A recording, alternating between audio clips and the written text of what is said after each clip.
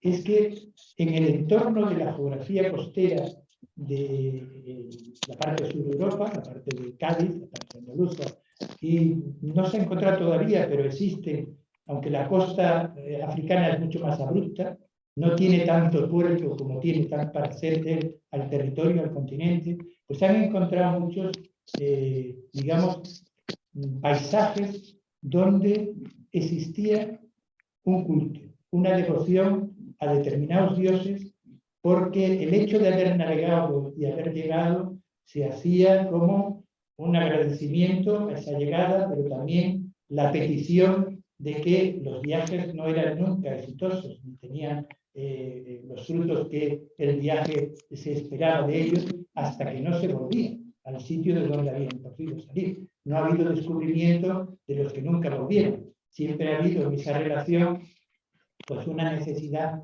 de volver al lugar de partida.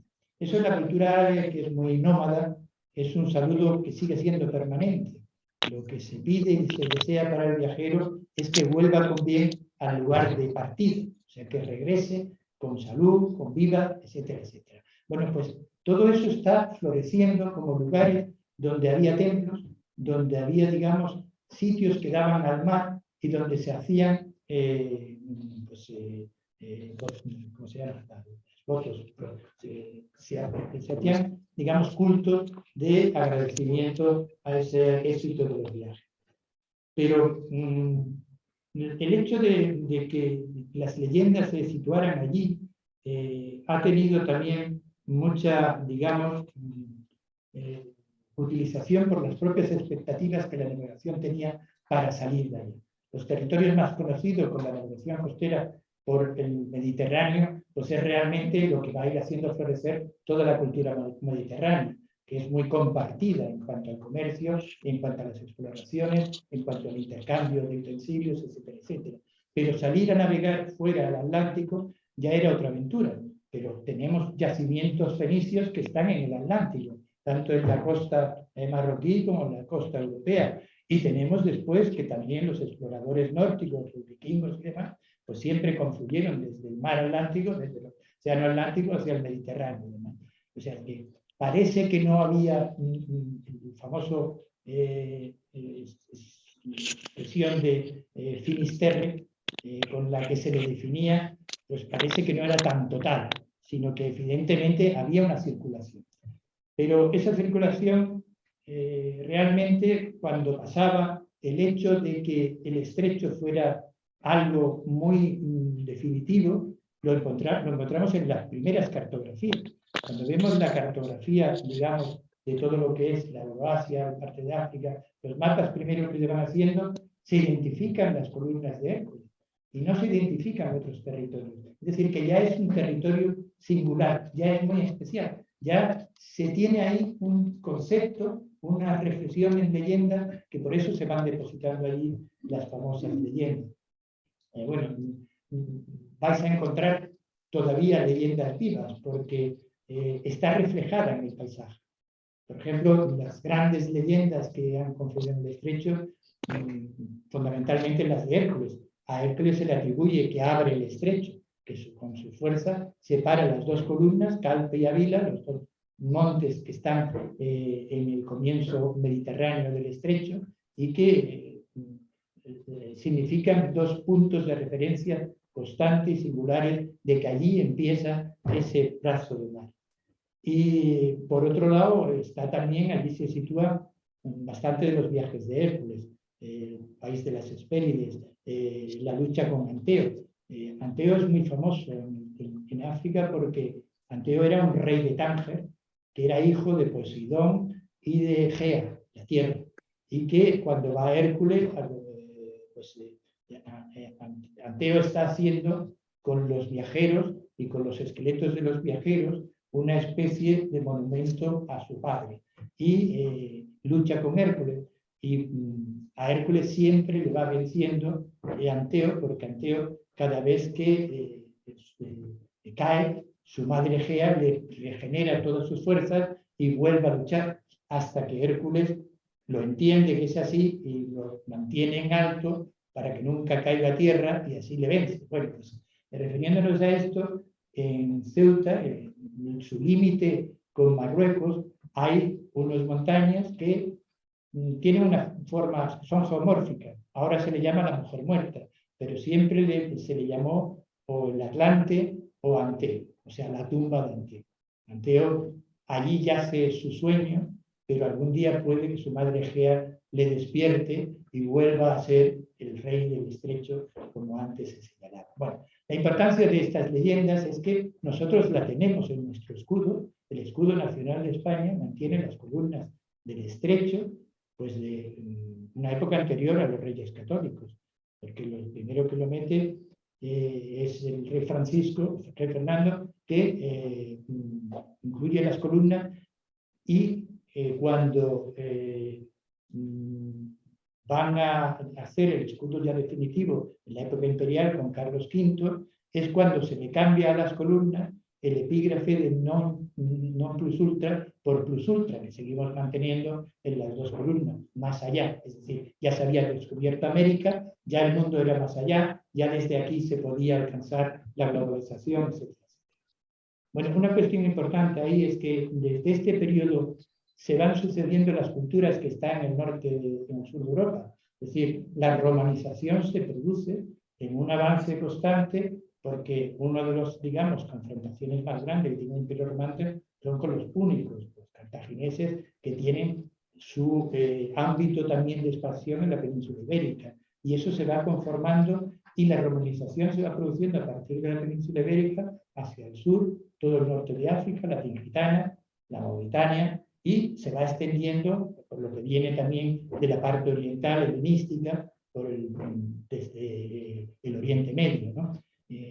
Ahí se sucede durante todo el Imperio Romano, pues una etapa en la que se produce la, digamos, articulación cultural más importante, industrial, comercial, etcétera, etcétera. Ahí es donde surge la denominación Círculo del Estrecho, porque todas las ciudades que allí van confluiendo, digamos desde 100 años antes de nuestra era hasta el siglo VIII, pues comparten el comercio, la articulación de lo que es los productos que se van haciendo para la capital romana. Es decir, la mayor producción que allí se produce, que es la conservación de la alimentación animal pesquera, con productos como el garum, como productos como las salazones, pues en los puertos importantes de Italia, de la antigua Roma, la mayoría de las ánforas que venían con los productos y están como yacimientos, pues son las que venían de Septem, las que venían de Europlasia, las que venían de Tánger, de Tingis, etcétera, etcétera.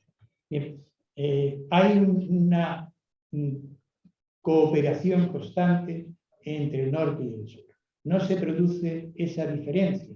Digamos, vais a ver en Ceuta no solamente elementos de la civilización romana, o sea, lo que era, Ceuta fue una ciudad romana, o sea, con su, digamos, reconocimiento como tal.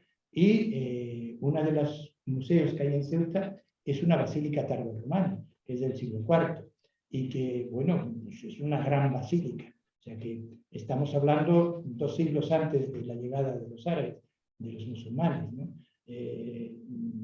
Y podemos ver durante todo ese tiempo cómo también allí, no solamente esa cultura romana, sino después la visigoda, que en realidad es una cultura romanizada a la que se superpone la cristiandad, lo que es la iglesia cristiana, y por otro lado, después, desde la época en que Belisario vino, la época de Juliano el Grande, hacia la recuperación de lo que es el comercio en el mar Mediterráneo y ocupa todos los territorios, ocupa toda la zona del norte de África, con sede en Ceuta, y la parte sur de la península ibérica, desde Baleares hasta toda la franja levantina y con la llegada hacia la zona de Cádiz.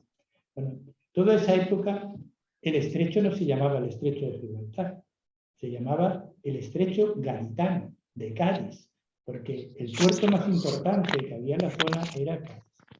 En Cádiz ahora mismo es una zona muy movida de arqueología, tú lo sabes porque van saliendo constantemente investigaciones con elementos importantísimos. Ahora mismo en Cádiz se va a inaugurar un museo que solamente existe en Ostia, en Roma, en el puerto de Roma, y que recoge todo lo que un pueblo en puerto se aglomeraba del comercio, de los restos de cosas que no se enviaban, de los lastres que llevaban los barcos. Eso generó montañas de yacimiento. Todo eso es una cantidad, un volumen tan grande y extraordinario de restos para analizar que en su propia conformación, como que era el antiguo puerto de Gales, en donde había una isla intermedia dentro de lo que ahora es la península del istmo de Gaetano, ¿no?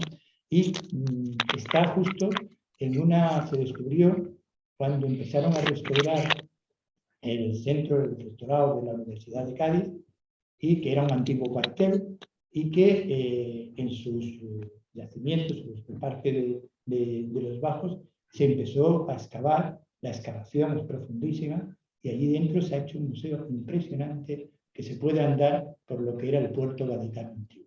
Bueno, eso lo está haciendo el catedrático de la Universidad de Cádiz, el que hace el prólogo de mi libro, es un caballo, es un surtí.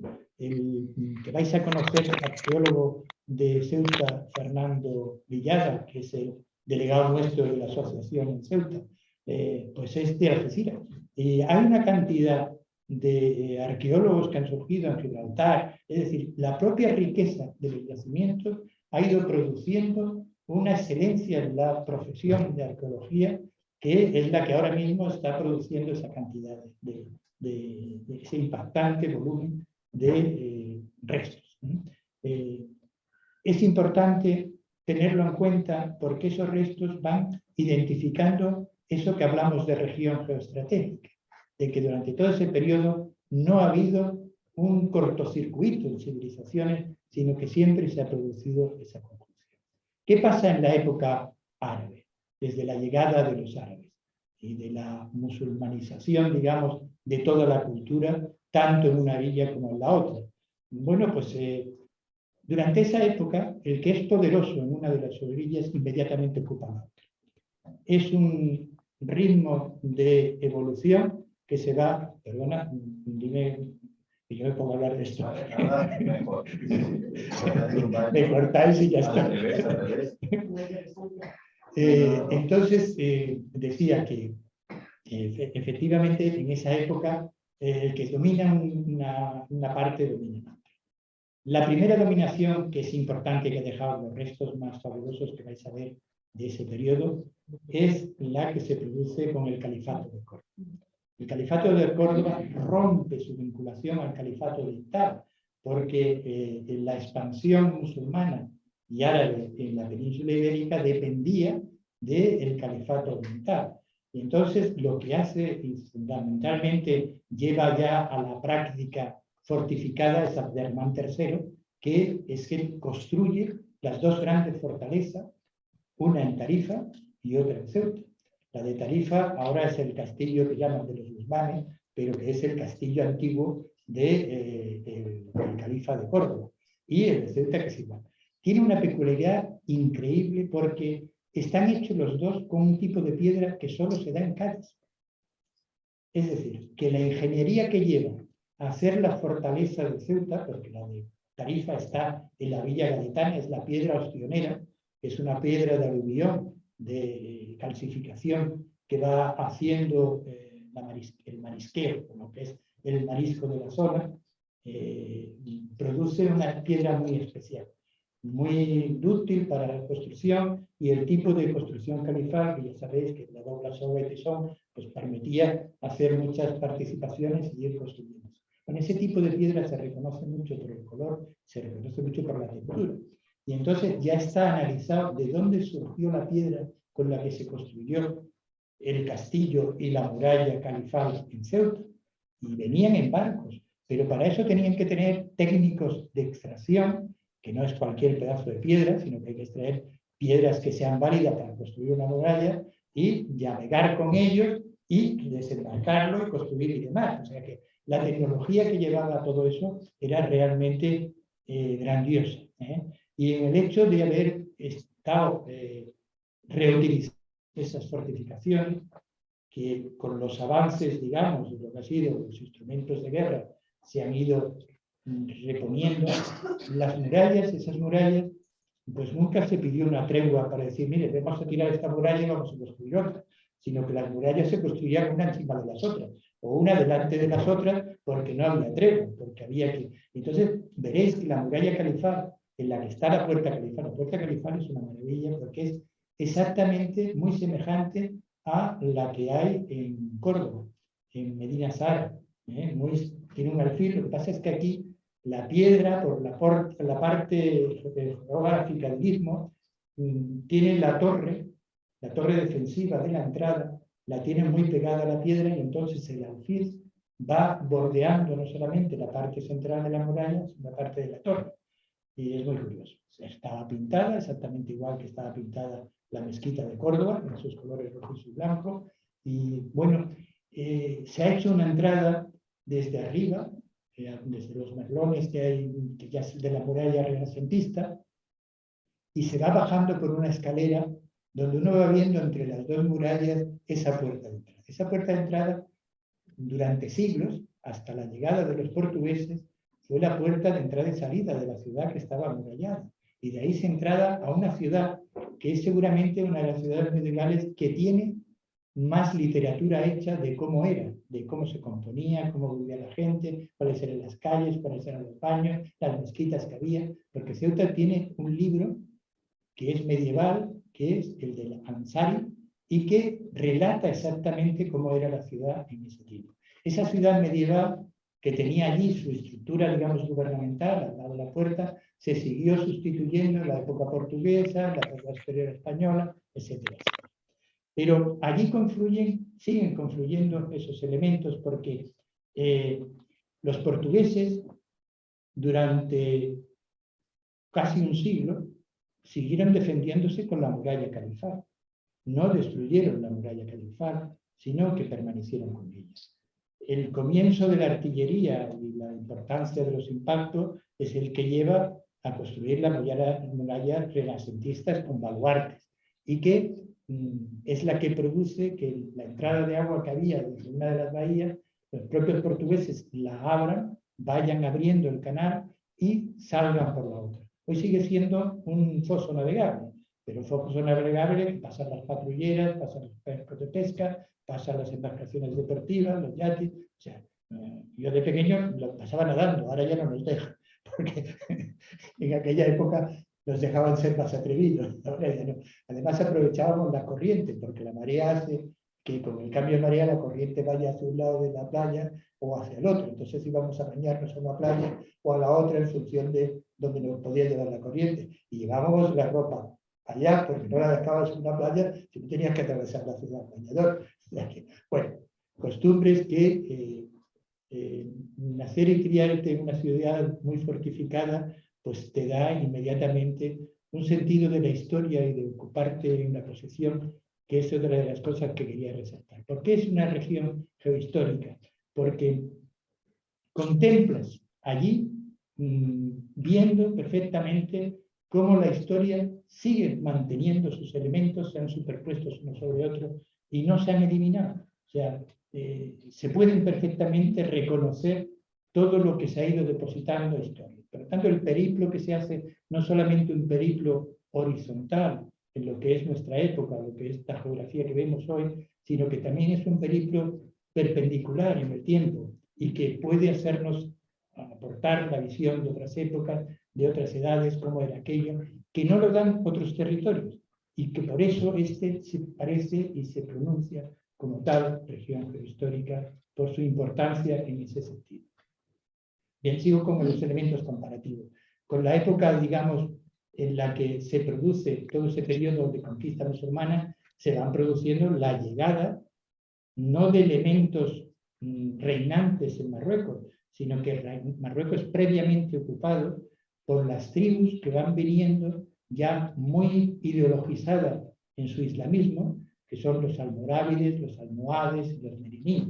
Y todos ellos, cada vez que han ocupado y se han hecho grandes en Marruecos y que tenían el poder, unas veces porque le llaman los taifas de la península, otras veces porque quieren seguir ocupando una tierra mucho más rica, que es la verde al-Ándalus, y manteniendo, digamos, sus bases en Marruecos.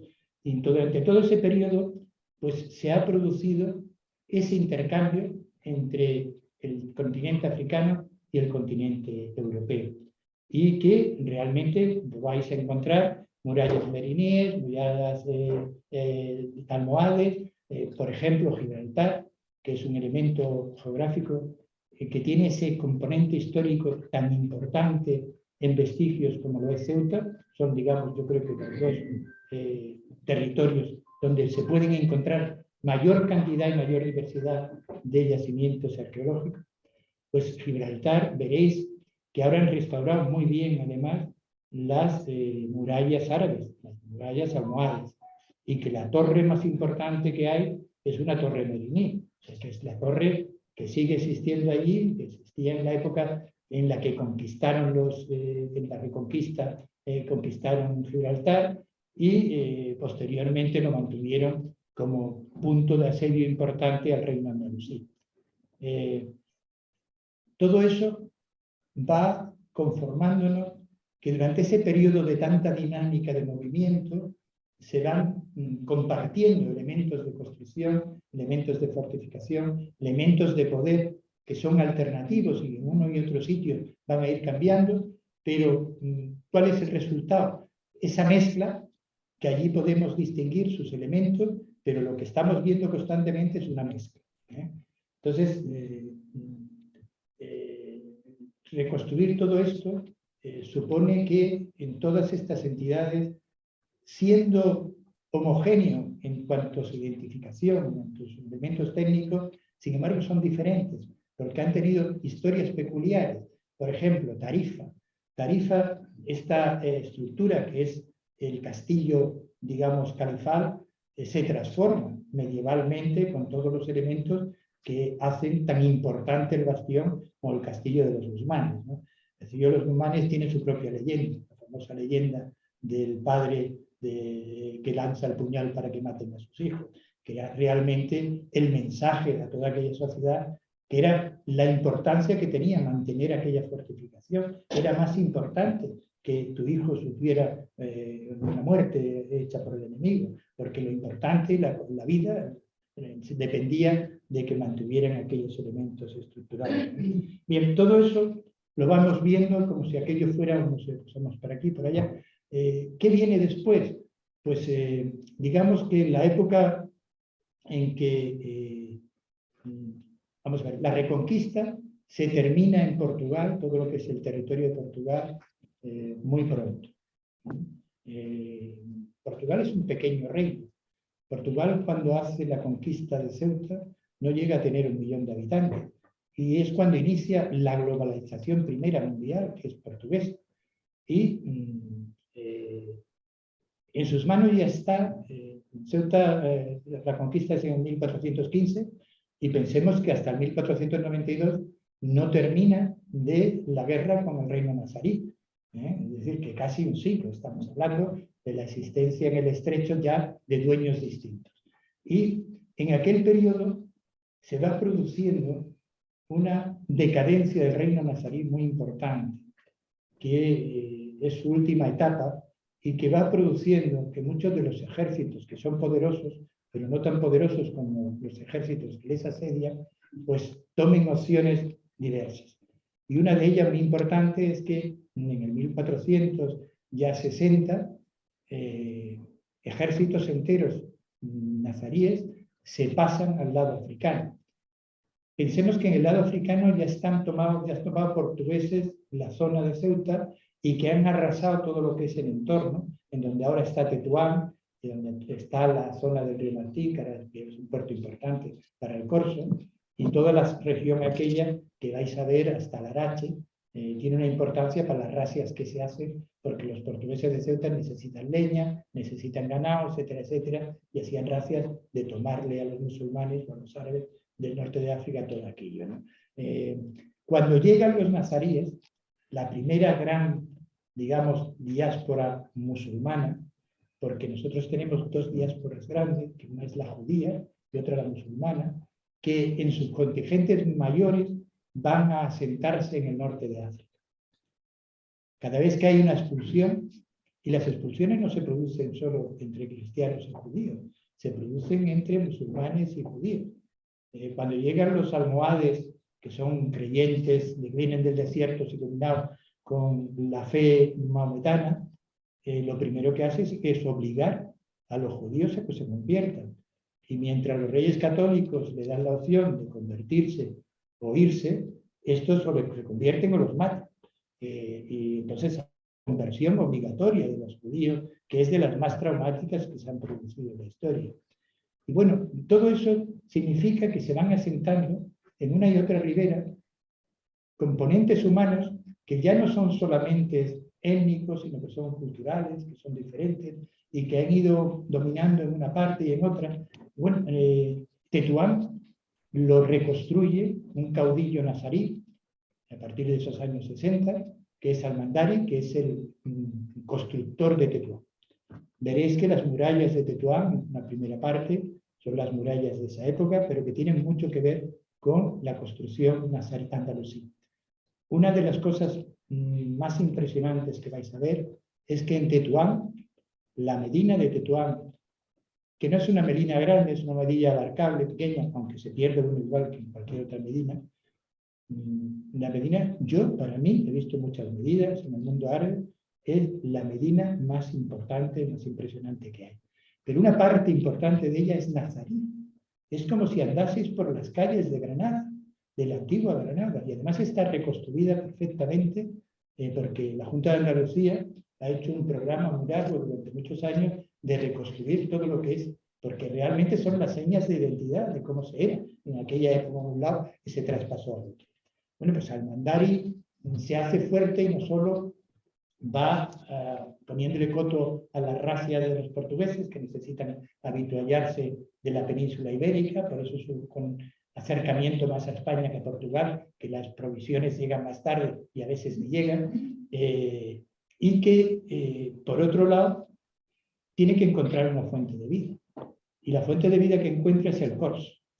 Ellos vienen de una situación en la que tenían muchos privilegios en el reino nazarí y construyen una sociedad para mantener esos privilegios. Y para ellos, como son guerreros, flotan barcos y tienen el ejemplo del corso que estaban haciendo los turcos, los piratas berberiscos, y ellos se convierten en las flotas más importantes. En Tetuán, Chauen, Targa, toda esa zona son puertos, y el puerto de Río Martí, que es el más importante que había para el corso.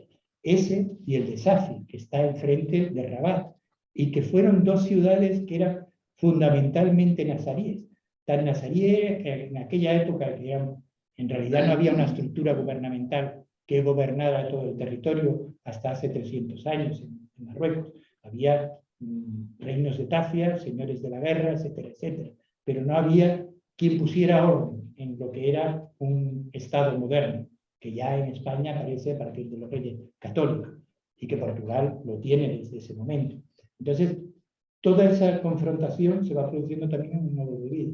Y una de las cuestiones más importantes que ha producido la edificación de fortificaciones en el estrecho son el corso.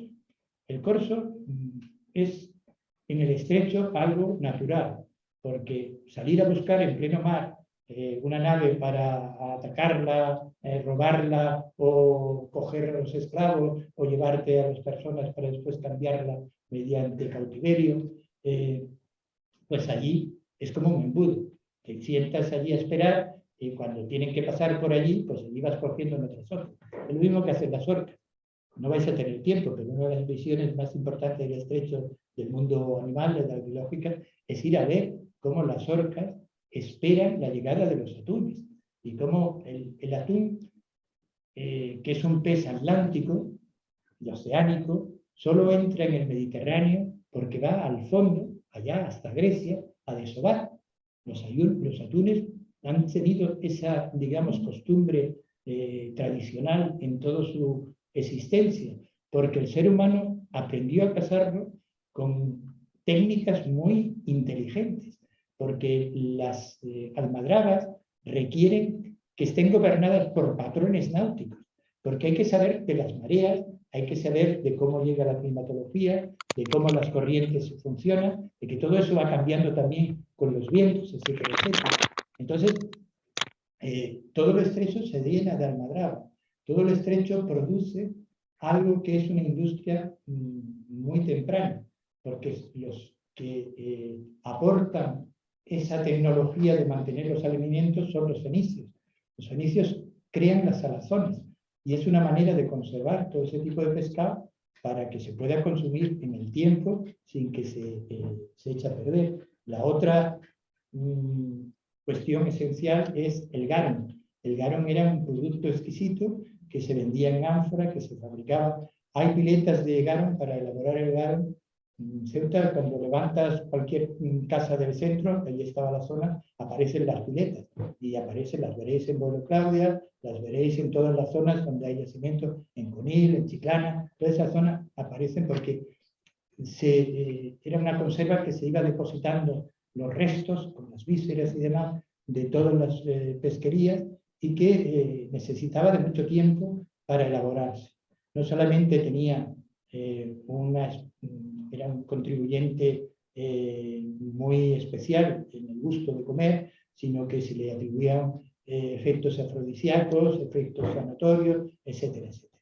Con lo cual se vendía de una manera espectacular y el comercio del garum y el comercio de los salazones juntó mucho a esas poblaciones porque tenían los mismos instrumentos para compartirlo y tenían los mismos elementos de naturaleza que podían compartir. Bueno, a partir de ahí se van produciendo situaciones distintas. En el año 711 se produce el paso de Tarik hacia la península. Después viene Musa Ben Nusayr, que es el árabe, Tarik es bereber, y con sus ejércitos es el primero que va introduciéndose y va haciendo la primera conquista. Un periodo muy oscuro en la historia peninsular, pero es un periodo que está realmente muy tratado en todo lo que es la literatura árabe. Vais a ver al cruzar el estrecho algo muy importante, que los toponímicos marcan la historia. ¿Por qué cambia el nombre del Fretum Gaditano a el estrecho de Gibraltar? Bueno, pues Gibraltar, que es el Peñón, el nombre va al Peñón, es el nombre con el que se homenajea a el gran caudillo árabe que es el jefe, el gobernador de toda la conquista hispana. Y es Musa Ben Nusayr. Gibraltar es Tarik. Tarik es el bereber, es que Musa Ben Nusayr. O sea, hay dos montes grandes en el estrecho. Gibraltar, por un lado, el Peñón de Gibraltar, que es muy singular, no es que sea muy alto, pero es muy singular, porque tiene una cortadura vertical en el extremo oriental. Y después, el monte más alto del estrecho es el Jebel Musa, el monte Musa. El monte Musa, lo veréis uno enfrente de otro, en el estrecho. El Musa está en el lugar más cercano a Europa y hacia el pedemonte pues no llega a ver ni 1 kilómetro de distancia de la cúpula, es decir, que cae casi en vertical a plomo sobre el mar. Entonces, ese que es el más grande es al que le ponen el nombre de Musa Ben Nusayr, que era el caudillo principal. Y el otro es el caudillo que sí tomó con sus huestes primera toda la zona que llegan al Guadalete, que es la zona que va hacia Córdoba, etcétera, etcétera. Y le ponen Jebel Tarik. De Jebel Tarik va deviniendo en Gibraltar y el otro es el Jebel Musa. Entonces, contemplar el estrecho, inmediatamente vais a ver esa geografía y ya tenéis ahí que durante siglos se ha conservado el nombre de aquellos conquistadores que podían haberlo puesto a cualquier otro sitio más importante, pero sin embargo el nombre se deposita en el lugar difícil de cruzar, que es el estrecho de Gibraltar, y que en toda esa historia de cruzar y de avanzar progresivamente para conquistar o invadir la península ibérica, pues existen sus propias leyendas, pero han recaído como una situación reconocible en el propio estrecho y que seguimos con esos nombres que no han recuperado ni el famoso de Calpe anteriormente, ni el de Ávila, que es en la parte sutil del monte Hacho Everest. Entonces, todas esas épocas van produciendo fortificaciones que se van extendiendo en el territorio. De las cosas más importantes que vais a ver de todo esto, porque ya creo que me extiendo demasiado, Tánger. Tánger es portugués durante cerca de 200 años, que muchas veces nos olvidamos. Ceuta lo tuvo 160, Portugal tuvo Tánger 200 años. Y se la regalaron como regalo de boda al monarca británico Carlos II, que se casó con Catalina de Braganza, y como regalo de boda le dieron Tánger. O sea, antes de lo que fue la guerra de sucesión y de la toma de Gibraltar por la escuadra anglo-holandesa, ya los ingleses habían tenido Gibraltar como un elemento de control del estrecho. Conocían perfectamente la situación estratégica que tenía el estrecho y durante 40 años lo conservaron. Después lo destruyeron antes de irse, destruyeron todas las murallas portuguesas y las nuevas construcciones inglesas que han tenido que ir reconstruyendo.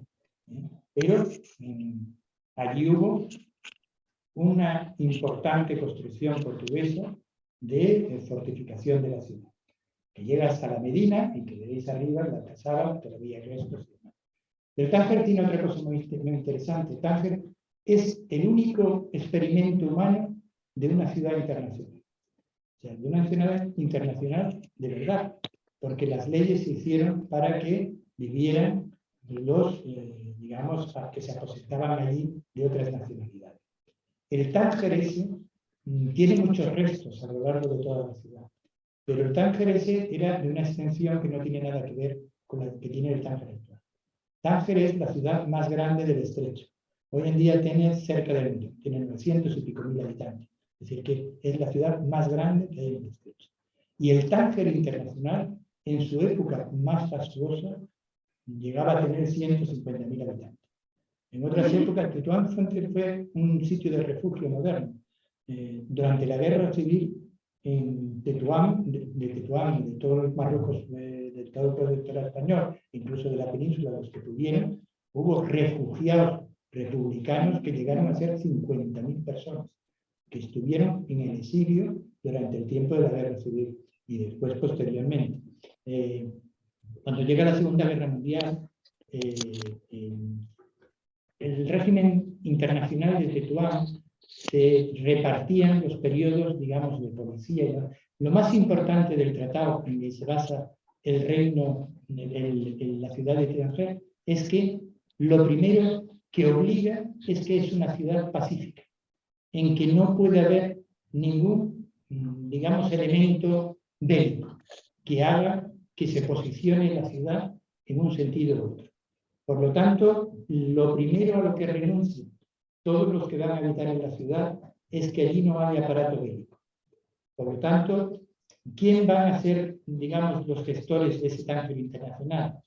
Pues en cuanto a población, la mayor cantidad es la de españoles, porque estaban al lado, la migración es muy fácil. Pero las colonias grandes, importantes en cuanto a gobierno, fueron la francesa y la británica.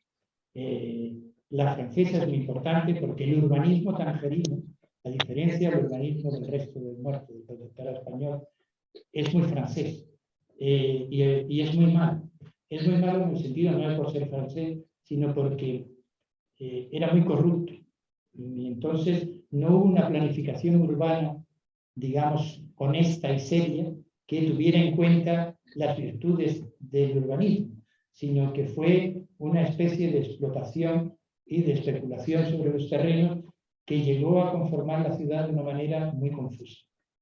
Es una de las grandes críticas que se hace a este gobierno, que por otro lado mantuvo una situación excepcional de convivencia de personas durante épocas muy bélicas y que durante el periodo de la Segunda Guerra Mundial lo tomó el ejército de Franco, pero en cuanto terminó la guerra lo desalojaron y volvió a lo que fue su estatus internacional. Cuando se produce la descolonización de Marruecos, en el 1956, todavía el sultán mantiene 5 años más el Estatuto Internacional de Tánger, O sea que Tánger siguió siendo 5 años más la ciudad internacional que la pérdida de Marruecos. Bueno, pues ver todos esos restos es muy interesante. Yo recomiendo como elemento, digamos, muy especial, muy de intendencia de lo que aquello era, hacer una visita al bar del Hotel Minsa. El Hotel Minsa es un hotel colonial, puro colonial. Y es el hotel de Casablanca, es decir, no de Casablanca que llamaron Casablanca, pero que quería ser tanto, pero los problemas identificativos tuvieron un problema para que la gran película se pasara a ser ni Casablanca, pero su modelo era Tánger. Entonces, el Hotel Minsa, cuando entráis en el bar y la zona de, digamos, aledaña, que hay una piscina y demás, es como entrar en un hotel de los grandes de Cairo o entrar en uno de los hoteles de Marrakech o de Casablanca. Es decir, tiene ese sabor que es de ese periodo. Merece la pena tomarse una copa allí tranquilamente porque recuperas esa esencia temporal que yo siempre digo que hay que apreciar. Bueno, pues yo creo que lo más excepcional que hay en el norte de... Vais a estar en esta... ¿cuál es la otra? ¿Qué país? Bajáis hasta... Karachi. Bajáis hasta Larache. Larache es la segunda capital importante del protectorado y las ruinas de Riso son importantes. Sí, ahí vamos. Hay ruinas fenicias, después ruinas romanas, está muy bien aquella parte. Sobre todo tiene una vista geográfica de donde está la desembocadura del río, que era la zona más rica, fértil, las huertas más importantes de la zona están ahí en ese final de Larache. Y por medio hay una ciudad, no me acuerdo el nombre, que vais a ir, que tiene las fortificaciones portuguesas de esa zona todavía muy bien conservadas, están muy bien, y que es una ciudad pequeñita y que tiene un sabor muy especial en esa mesa. Y sigue siendo, es una ciudad que tiene todos los años un festival de pintura. Sí, claro, el día que vamos a no, es el día que vamos. Arcila. Es que es Arcila. Ahí todos los años hay un festival internacional de pintura, muchos museos, las calles se convierten en museos porque los pintores internacionales pintan las paredes, son blancas, en la ciudad andaluza, y vas callejeando, te vas viendo muros con pinturas, cada año son distintos porque lo hacen. En realidad se ha actualizado, pero sigue siendo un mestizaje lo que hay allí, porque viven muchos españoles, es un sitio muy... Podéis ir hablando español por todos lados, la gente perfectamente está muy imbuida de la cultura de un lado y de otro. Y después la joya de la corona que es Tetuán. Tetuán no solamente tiene esa Medina con el barrio, aparte de la Medina no solamente es la parte andalusí, la parte andalusí de verdad crea una sensación espectacular, impresionante el pasear por allí. Hay, tanto en Larache, si vais al centro, como en Tetuán, vais a reconocer una de las piezas más identificativas del urbanismo español de esa época, que es el mejor urbanismo que se ha producido en España, porque los mejores ingenieros y arquitectos fueron al protectorado a construir infraestructuras, puentes, carreteras y ciudades. Mientras que el modelo francés de ciudad moderna se separa del modelo de ciudad árabe, son dos ciudades separadas.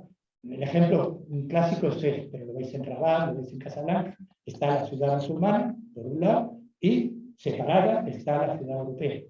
Y entre una y otra, pues hay que circular, cada uno vive independiente. Pero el modelo español es francamente genial, porque los urbanistas de la época pensaron cómo establecer un vínculo entre las dos formas de urbanismo y las dos formas que querían complementar. Porque cuando construyen edificios hay muchos elementos marroquíes que hacen que sean singulares esas construcciones.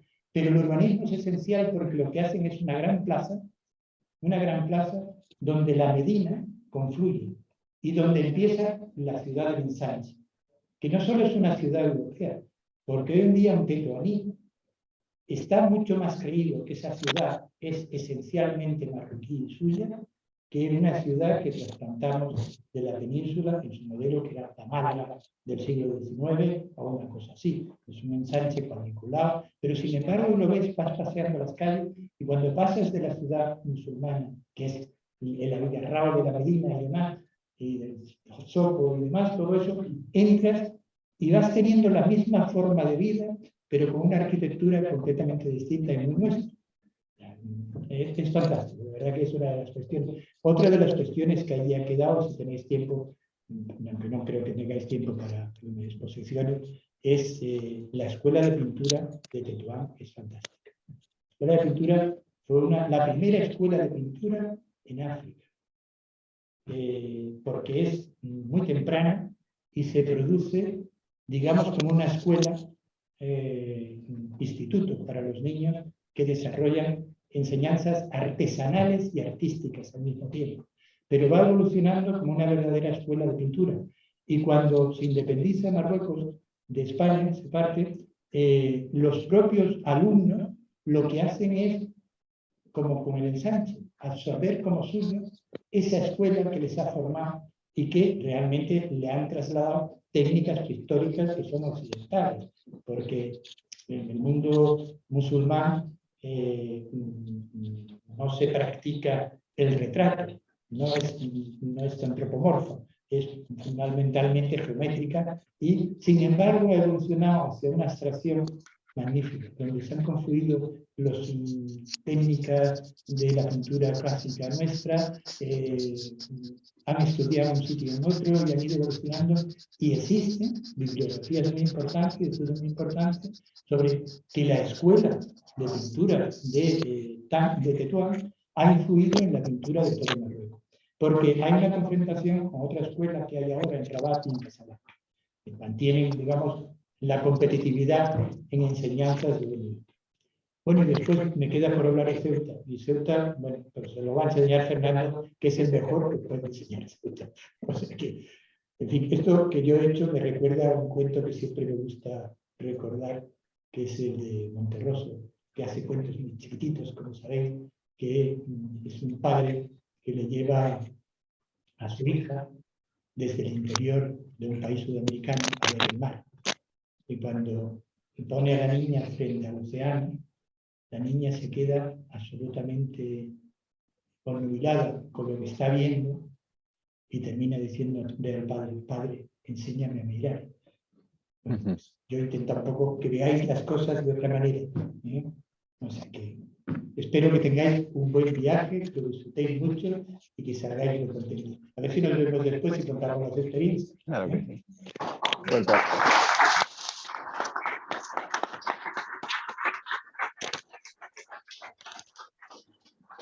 Pues muchísimas gracias, Adolfo. La verdad es que es un viaje histórico que ha ahorrado mucho trabajo de explicación, ¿no?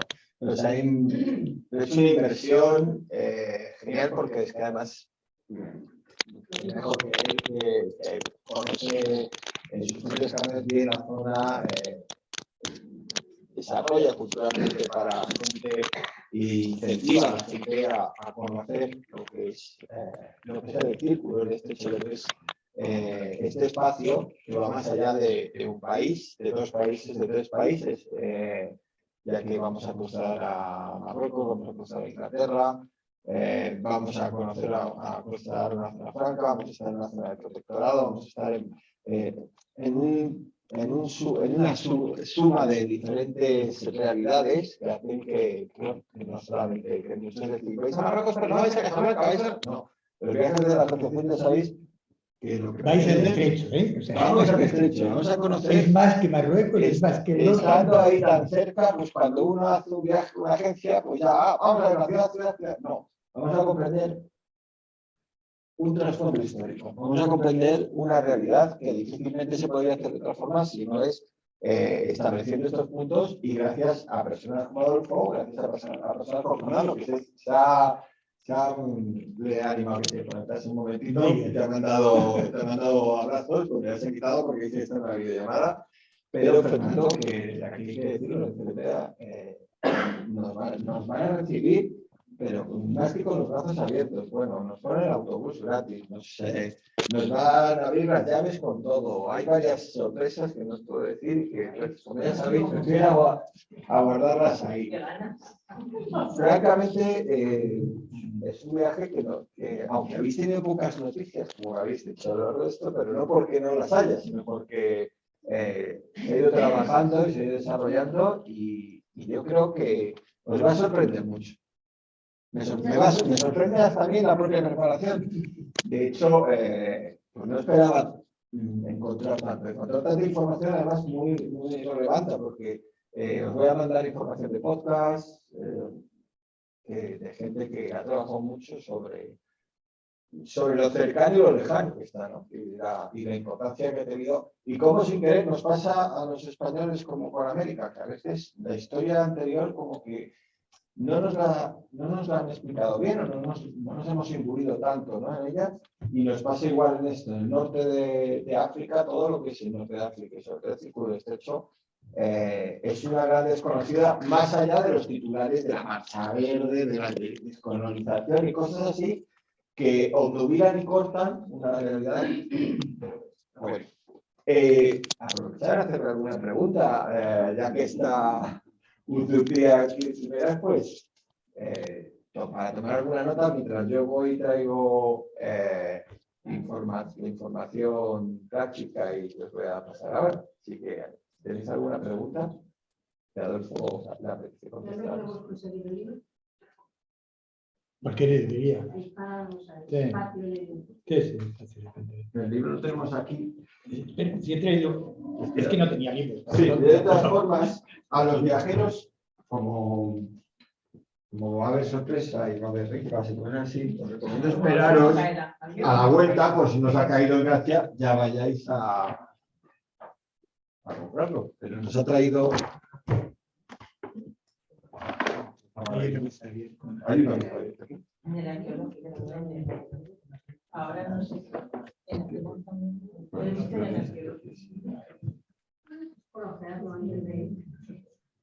Si no, si con toda la información que os voy a dar, no os preocupéis.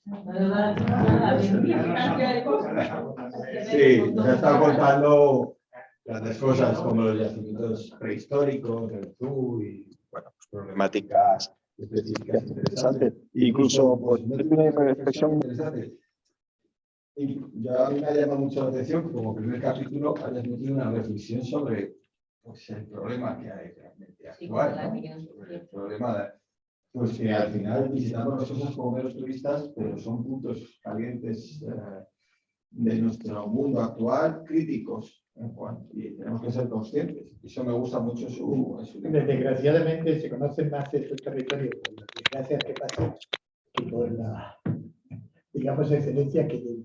Entonces empecé por ese tema porque dije, me lo quito del medio. De primera. Pero bueno. Ya voy a lo mío. Así que bueno, me ha gustado mucho la referencia que nos has dicho del café del hotel. Ya lo he mirado para que... Bueno, la culinaria es otra de las mezclas que hay. La cocina marroquí es muy buena, pero es muy, digamos que es muy repetitiva. Pero sin embargo en el estrecho es distinta. Tánger tiene sus propios platos sobre el pescado. En Arcila hay unos restaurantes estupendos, la mayoría de esos son españoles, pero comemos el pescado mejor que se puede dar por aquella zona. Además, tienen el propio estilo de la cocina, es muy semejante a las nuestras, pero distinta. Es que eso es lo que a mí me gusta, en que coincides mucho con las cosas, pero no son iguales, son distintas. Pero sin embargo tienen los mismos elementos comunes, hechos de otra manera. Y eso una pregunta. En Tetuán sigue existiendo el cementerio judío llamado de Castilla. Sí. Es impresionante. Tiene las auténticas tumbas antiguas judías. Es que Tetuán fue una colonia judía magnífica. Cuando llegaron, el libro de Pedro Antonio Alarcón, cuando el diario de la Guerra de África, cuando llegan, se encuentran a una cantidad de población que habla castellano, que habla español. Hablan español raro, pero eran sefarditas. Los exiliados que habían mantenido su lenguaje. Y después, por otro lado, lo encuentran también. Yo tengo muchos amigos que se llaman andalusíes, o sea que mantienen elementos familiares, escudos, otro tipo de señas, las famosas llaves de que se habla en las familias que dejaron en el Reino de Granada o en el Reino de... Y mantienen tradiciones y costumbres que son españolas, que son hispanas. Lo que pasa es que de otra época y que compartíamos, que de pronto se diversificaron. Entonces, sientes mucha...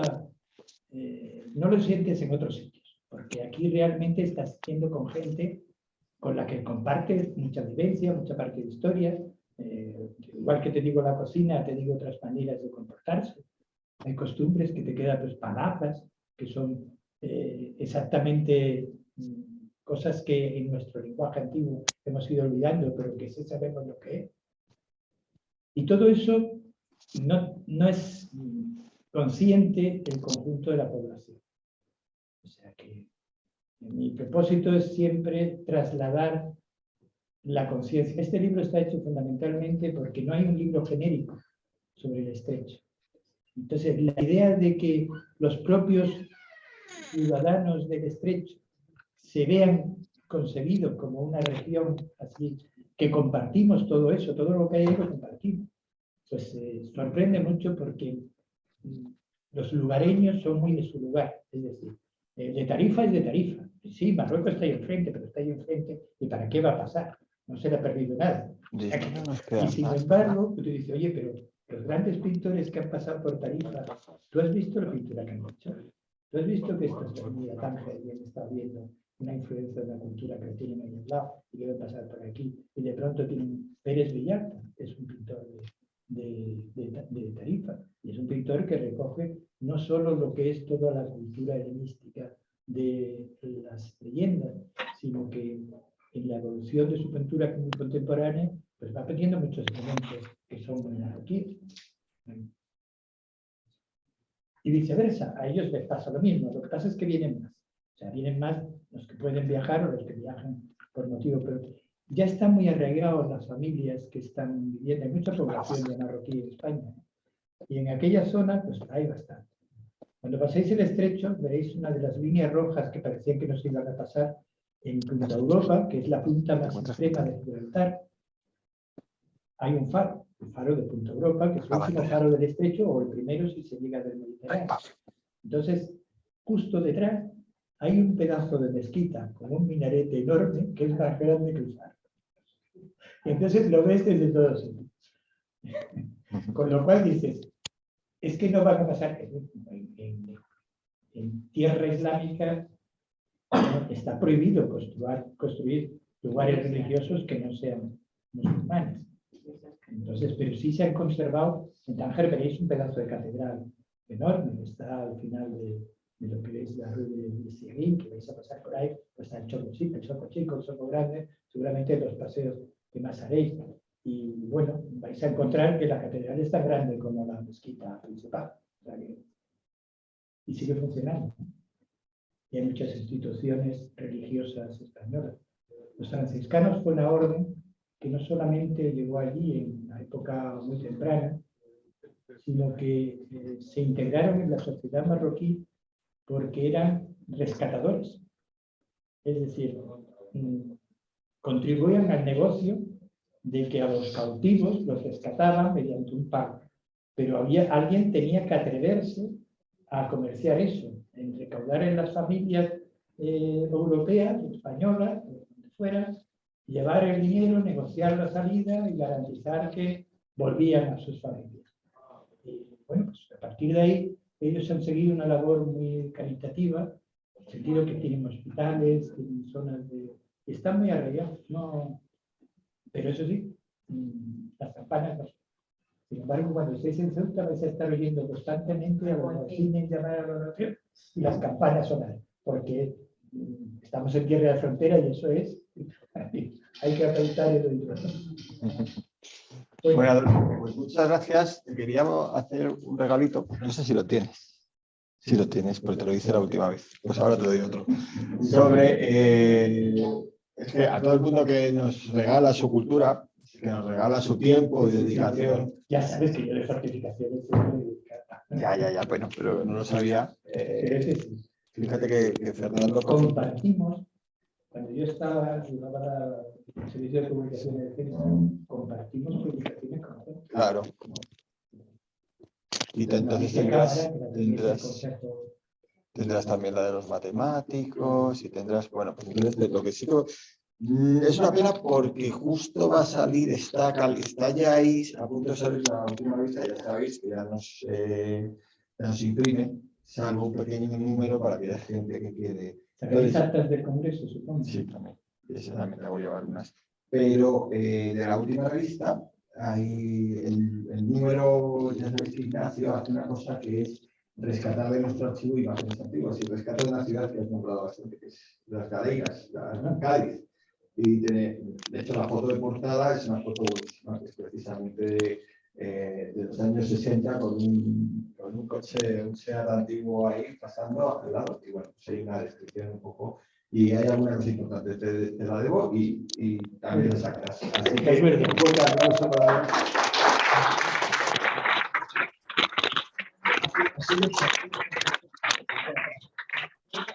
Y nada, si queréis, nos quedamos ya los que vayamos al viaje, los demás.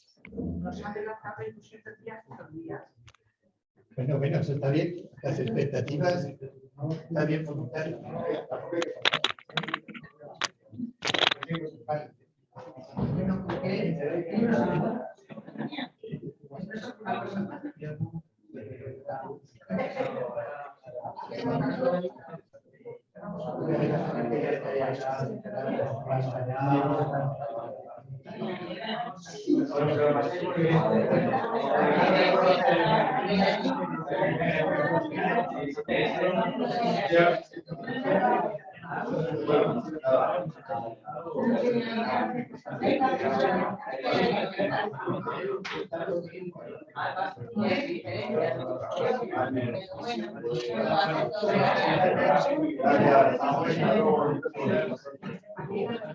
Bueno,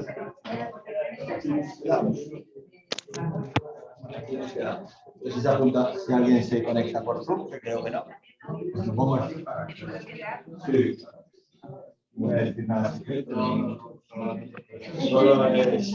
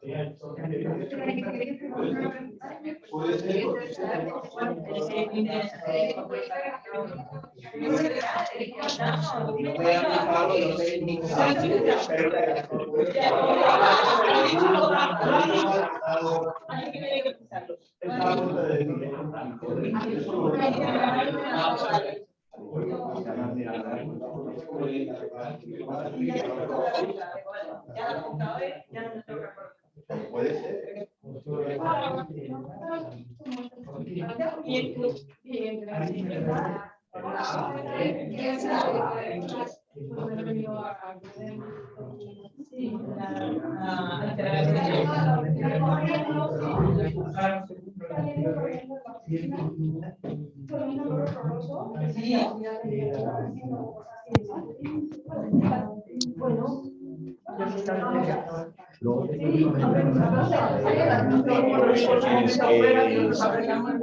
Vale.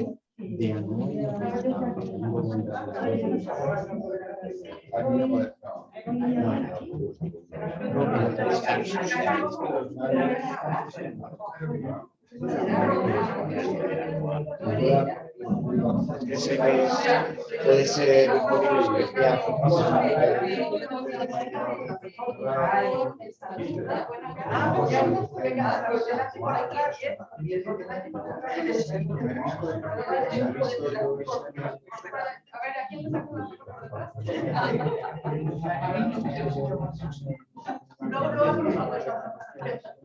Bueno, todo se puede hacer.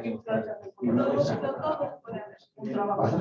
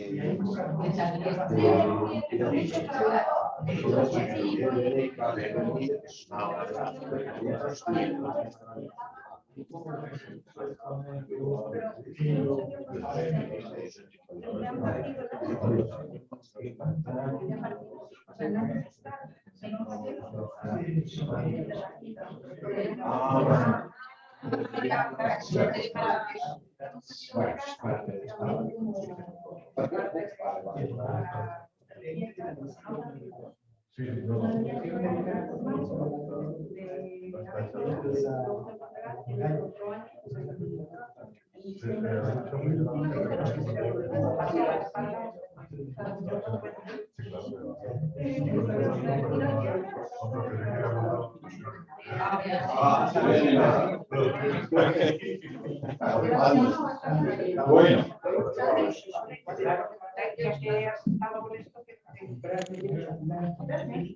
A ver,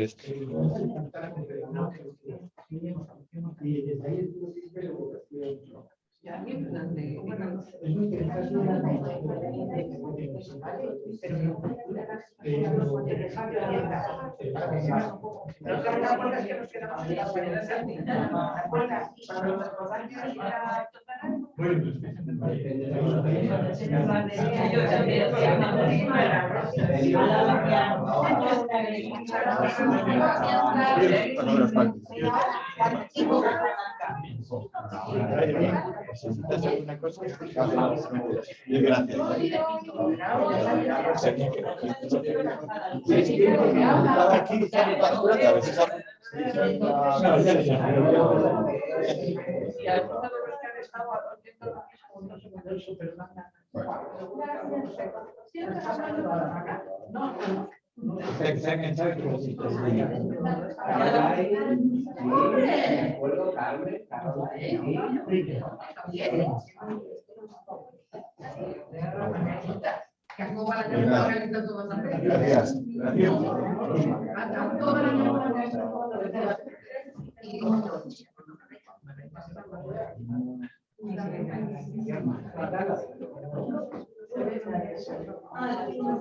Sí, que me deja hacer.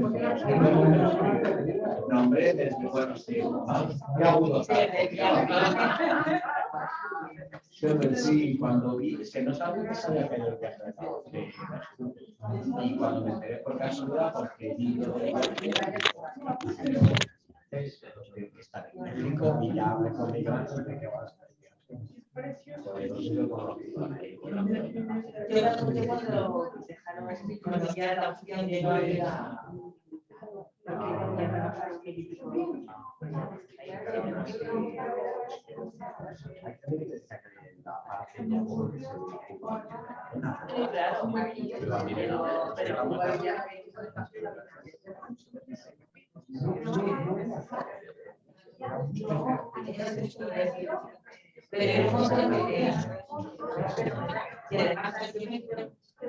después de que ya me habían decidido que había